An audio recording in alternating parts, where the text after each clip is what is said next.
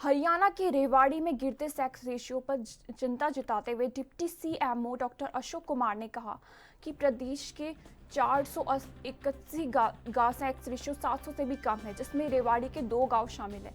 यह स्थिति न केवल शर्मनाक है बल्कि गहन चिंतन का विषय है।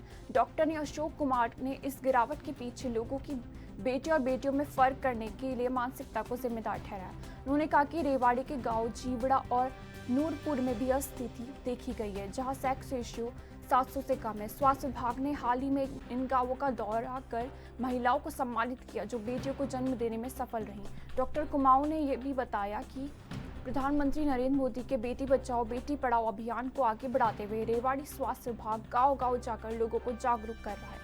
साथ ही लिंग जांच और भ्रूण हत्या करने वालों के खिलाफ सख्त कानूनी कार्रवाई की चेतावनी।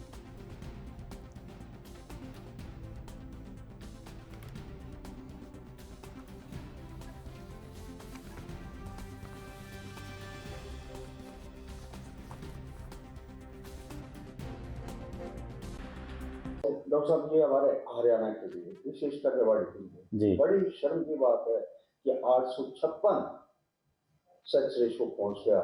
इसके पीछे कारण क्या बात है, क्या वजह मानते हैं? कारण यही है कि जब तक जनता में अवेयरनेस नहीं आएगी कि लड़का लड़की एक समान है, तब तक हम सेक्स रेशियो को बढ़ाने में थोड़ा सा दिक्कत आएगी। क्योंकि जनता अवेयर होगी, जनता की समझ में आ जाएगी कि लड़का और लड़की एक समान है। हम उनको अच्छे संस्कार दें, उनको पढ़ाएं लिखाएं, खासकर लड़कों को अच्छे संस्कार देने ज़्यादा जरूरी है। और इस प्रोग्राम के तहत प्रधानमंत्री जी ने भी बेटी बचाओ बेटी पढ़ाओ प्रोग्राम चलाया था। इसी प्रोग्राम के तहत हमारे डायरेक्टर सर आए थे 2 दिन पहले, गांव जीवड़ा और नूरपुर में प्रोग्राम किया था। उनमें प्रोग्राम इसलिए किया गया था कि पूरे स्टेट से 481 गांवों को चिन्हित किया है जिनका सेक्स रेशियो 700 से कम है। तो हमारे जिले में भी ऐसे गांव थे, तो उन दोनों गांवों में अभी हमने पहले जीवड़ा और नूरपुर में प्रोग्राम किया है। POICDS की भी इसमें मदद ली गई है, पंचायत की भी मदद ली गई है, महिला सरपंच पंच उनको भी बुलाया था, गांव के आशा वर्कर, आंगनवाड़ी वर्कर, स्वास्थ्य विभाग के कार्यकर्ता, सिविल सर्जन महोदय, PNDT के नोडल अफसर, सभी ने इसमें प्रोग्राम में हिस्सा लिया था और जनता को जागरूक करने की कोशिश की थी कि भाई हमारे जो लड़कियां अगर कम होंगी तो आगे आगे समाज में बड़ी दिक्कतें आएंगी। क्योंकि लड़का अगर है होते रहे तो लड़कियां कहाँ से लेकर आएंगे। तो हमारे अब भी गाँव में अगर हम देखें, हर गाँव में बाहर से भी लड़कों की शादी करके लेके आते हैं। तो समाज का पतन ही धीरे धीरे हो रहा है, सोच को हमें बदलना पड़ेगा। जिन 2 गाँव का नाम दिया, किस प्रकार से अवेयर किया वहां पर? उन 2 गाँव में POICDS और हमारे स्वास्थ्य विभाग ने मिलके जो गांव में लड़कियां हुई हैं उनकी थालियां बजाई गई। जैसे लड़का होने पे हमारे कस्टम है, रिवाज है कि थाली बजाई जाती है।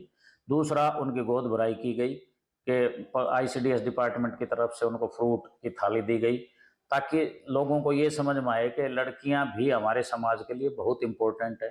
आज की डेट में लड़कियां किसी भी फील्ड में हमारी पीछे नहीं है। तो जनता से मेरी यही अपील है, हमारे यहाँ सेक्स रेशियो जो कम हो रहा है तो उसके लिए सभी को जागरूक होना पड़ेगा। जनता को अगर कहीं भी नोटिस में आए कोई इलीगल अबॉर्शन हो रहा है या कोई अल्ट्रासाउंड करा रहा है इलीगल तरीके से, लड़का या लड़की बताता है, इवन कोई बाबा भी बताता है, कोई बबूत भी देता है, तो हमें इन्फॉर्म करें। नाम पता उसका गुप्त रखा जाएगा। अगर ऐसे श्योर शॉर्ट जानकारी हमें मिलती है तो उस बंदे को 1 लाख रुपए का इनाम भी दिया जाएगा। डॉक्टर साहब, नहीं लगता कि बेटी 2 परिवारों को चलाता है? बिल्कुल, पहले अपने मायके और फिर ससुराल को।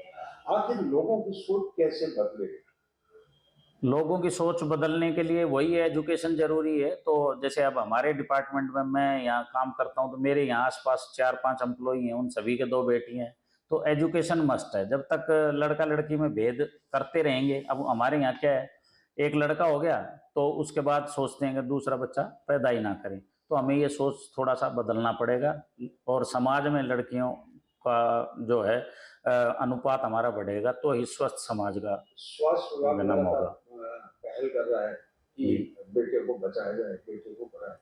फिर भी अगर कोई ऐसा कोई कृत्य करता है तो किस प्रकार का प्रावधान उनके हिस्सा है? प्रावधान यही है, अगर हमारे नोटिस में आता है तो हम उसको ऊपर हॉस्पिटल पे या उस बंदे को रेड के माध्यम से हम प्लान करते हैं और उस पर छापा मार के उनको पकड़ते हैं और उस पर पुलिस केस दर्ज कराते हैं, ताकि समाज में इस तरह की चीज़ें ना हो।